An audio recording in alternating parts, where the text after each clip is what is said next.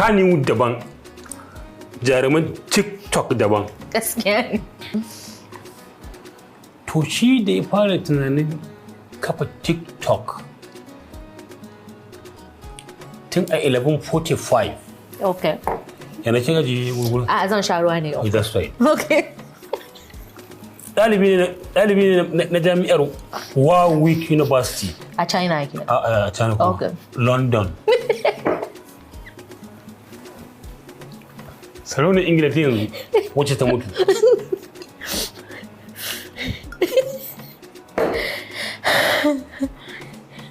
Kanin uwarsa shi wannan wanda ya kirkiri TikTok kanin uwarsa. Ba za ki tsaya labarin. Kin gane? Sarauniyar Ingila Queen Elizabeth wacce ta mutu kwanan nan.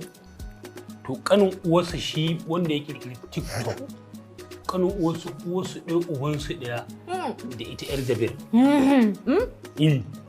Ya fi wanke? Elizabeth.